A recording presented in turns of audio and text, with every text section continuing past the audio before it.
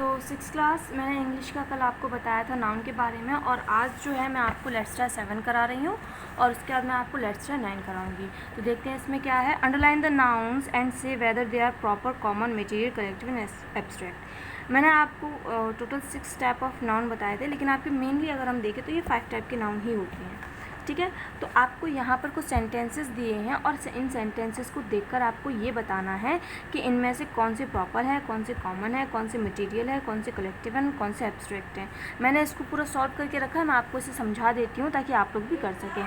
अब जैसे कि हम फर्स्ट सेंटेंस की बात करते हैं तो फर्स्ट है आपका Sheela is a good girl.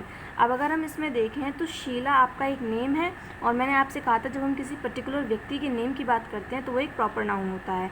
तो ये आपका क्या है, एक प्रॉपर नाउन है। Is a good girl, girl आपका कॉमन नाउन है क्योंकि ये पूरी जाति को शो करता है, तो मैंने यहाँ पर कॉमन लिखा है।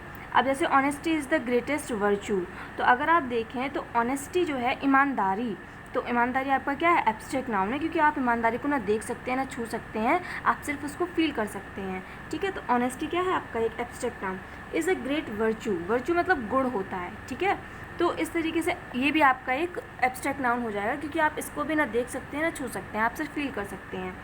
Our team won the match, मैंने आपसे कहा था जब भी प्लेयर्स की एक साथ इकट्ठे होते हैं तो उनको हम टीम कहते हैं, तो टीम आपका एक कलेक्टिव नाउन है। मैच आपका एक कॉमन नाउन है क्योंकि मैच फुटबॉल मैच भी होता है, क्रिकेट मैच भी होता है, डिफरेंट डिफरेंट मैचेस होते हैं, तो ये आपका एक कॉमन नाउन है। ठीक है, इसके बाद अगर हम अचानक से लाइट बंद हो गई थी, कोई बात नहीं, अब देखते हैं। तो मैं जैसा कहा था आप लोगों से कि our team won the match, इसमें कलेक्टिव ये है और आपका मैच जो है वो डिफरेंट टाइप्स के होते हैं, तो कॉमन आपका मैच हो जाएगा। अब हम इस पे देखते हैं डी वाले पे। A soldier is respected for his bravery, क्या है, a soldier is respected for his bravery. तो अ सोल्जर जो है वो आपका एक कॉमन नाउन है क्योंकि सोल्जर्स तो बहुत सारे होते हैं।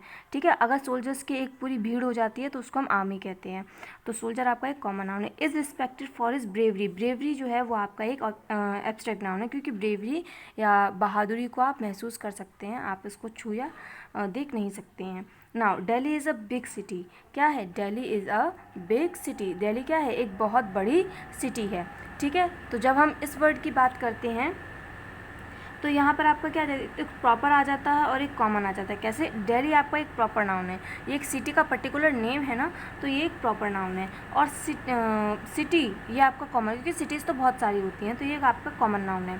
अब बात करते हैं इसकी। This table is made of plastic, तो प्लास्टिक आपका मटेरियल होता है, तो यहाँ पे मैंने मटेरियल लिखा है। ठीक है, इसके बाद आपका टेबल, टेबल आपका एक common noun, dining table, study table, different type of table होती हैं ना। Chris has a pet snake, snake आपका एक कॉमन नाउन है क्योंकि स्नेक की भी आपकी डिफरेंट डिफरेंट ब्रीड्स होती हैं, मतलब प्रजाति होती हैं, जैसे ब्लैक मामा या किंग कोबरा, डिफरेंट टाइप की होती हैं, तो ये कॉमन नाउन है आपका। लेकिन क्रिस एक प्रॉपर नाउन है क्योंकि ये किसी का नेम है ना। I saw a pride of lions at the zoo, जू आपका एक कॉमन नाउन है क्योंकि जू आपके डिफरेंट डिफरेंट एनिमल्स के लिए अलग अलग होते हैं। दूसरी चीज़, प्राइड ऑफ लायंस, लायंस का जो झुंड होता है उसको हम प्राइड कहते हैं। ठीक है, तो ये वाले मैंने आपको बताए हैं सब, इस हिसाब से आप अपनी बुक्स में इसको टिक लगा सकते हैं। अब हम बात करते हैं यहाँ पर लेट्स ट्राई 9 की, तो इसमें देख लेते हैं क्या है। Tick the correct option, which of the following is a proper noun. अब आपसे ये पूछा है कि इन चारों ऑप्शंस में से प्रॉपर नाउन कौन सा है। मैंने पहले ही आपको कहा, अगर हम देखें तो ब्रदर, डांसर, फॉरेस्ट, मैरी, इन सभी में से मैरी आपका प्रॉपर नाउन हो जाएगा बिकॉज मैरी किसी का नेम है। ठीक है, सेकंड दिया है आपका, which of the following is not a collective noun, इनमें से कौन सा कलेक्टिव नाउन नहीं है। तो टीम आपका प्लेयर्स जहाँ इकट्ठे हो जाते हैं उसको हम टीम कहते हैं, ये तो मैंने आपको बताया ही था। जूरी होता है, जूरी नहीं होता। जूरी जो होती है आपकी वो जजेस की होती है। ठीक है, जजेस, जब बहुत सारे जजेस एक किसी बात पर फैसला लेते हैं तो उसको जूरी कहते हैं। अब इसके बाद जू जो है वो हम कहते हैं चिड़ियाघर को। ठीक है, और स्वाम जो है बीज का जो झुंड होता है उसको हम स्वाम कहते हैं। तो अगर हम देखें तो इसमें जू एक ऐसा वर्ड है जो कॉमन नाउन में आता है, न कि कलेक्टिव में। ठीक है, तो यहाँ पर आपका जू जो है वो कलेक्टिव नाउन नहीं है। अब नेक्स्ट पर आते हैं हम लोग। नेक्स्ट आपका दिया है which of the following is a material noun, material noun इनमें से कौन सा है। तो अगर हम देखें तो मटेरियल मतलब जो किसी पदार्थ से बना हुआ हो, तो book, gold, Apple and phone, इनमें से सिर्फ गोल्ड है जो आपका मटेरियल, इसी की अंगूठी बनती है, थालियाँ भी बनती हैं, डिफरेंट टाइप ऑफ ज्वेलरी बनती है, तो ये आपका एक मटेरियल नाउन है। Which of the following is not an abstract noun, इनमें से एब्स्ट्रैक्ट नाउन नहीं है। ठीक है, मैंने यहाँ पे एब्स्ट्रैक्ट नाउन लगा दिया है, मैंने शायद क्वेश्चन ढंग से पढ़ा नहीं था। Is not an abstract noun पूछा है, ठीक है। तो अगर आप देखें तो गुडनेस आपका एब्स्ट्रैक्ट नाउन होता है, अच्छाई ऑब्वियसली आप इसको फील कर सकते हैं, ब्रेवरी इसको भी आप फील कर सकते हैं, फैमिली इसको आप देख सकते हैं, तो ये आपका एक एब्स्ट्रैक्ट नाउन नहीं है। ब्रदरहुड क्या है आपका, ये भी एब्स्ट्रैक्ट नाउन है, ठीक है। अब इसके बाद नेक्स्ट पर आते हैं। नेक्स्ट आपका दिया है which of the following is not a common noun, इनमें से कौन सा एक कॉमन नाउन नहीं है।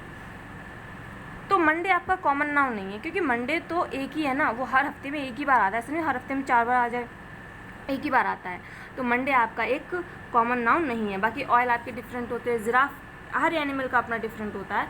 कॉन्क्रीट ये तो आपका डिफरेंट एक नाउन ही है, ठीक। I bought a bunch of bananas, the underline noun is a या एन नाउन। तो जो आपका ये अंडरलाइन बंच है ये कौन सा नाउन है, मैंने आपको अगेन कहा bunch of grapes, bunch of keys, bunch of bananas, गुच्छा, गुच्छा मतलब कलेक्टिव, तो ये आपका एक कलेक्टिव नाउन हो जाएगा, ठीक है। तो मैंने ये आपको बता दिया लेट्स ट्राई नाउन में से, आप लेट्स ट्राई 9 में से। आप इसमें आपका एक राइटर्स वर्कशॉप दिया है जिसमें मैसेजेस को कैसे राइट किया जाता है ये दिया है। When you are unable to reach someone but need to tell him or something urgent, leave a message instead. देखो अब आपको किसी को कुछ बहुत इंपॉर्टेंट बात बतानी है लेकिन आप किसी तरीके से उससे पहुंच नहीं पा रहे हैं, तो आप क्या करते हैं, आप अर्जेंटली एक मैसेज सेंड करते हैं। For example when someone call you home to speak to your parents about something urgent and they are not at home, you may leave a message like this one.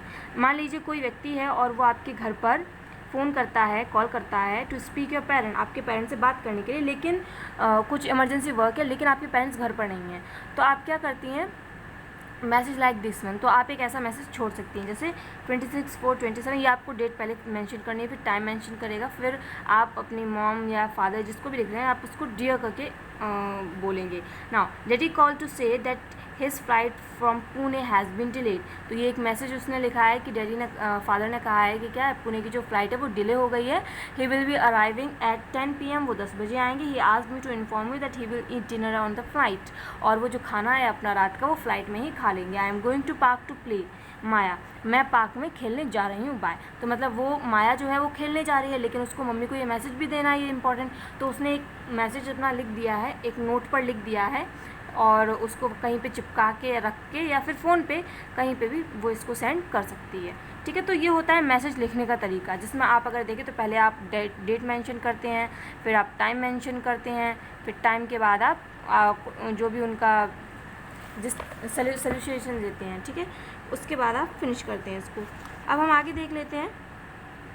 आगे आपका वही पूछा गया है, आपको एक मैसेज लिखना है, देख ठीक इसी तरीके से लेट्स ट्राई 10 में। तो मैंने इसको लिखा नहीं है, आप लोग जैसे सूटेबल समझते हैं आप इसको लिख सकते हैं, आप इसको होमवर्क में डाल सकते हैं। और हो सकता है कि जब आप वीडियो देख रहे हो तो आपने 2 बार ऐसा देखा होगा कि लाइट बंद और चालू हो गई थी, बिकॉज लाइट यहाँ पर चली गई थी, that is why. But I hope वो आपको डिस्टर्ब नहीं करेगा। Have a nice day all of you.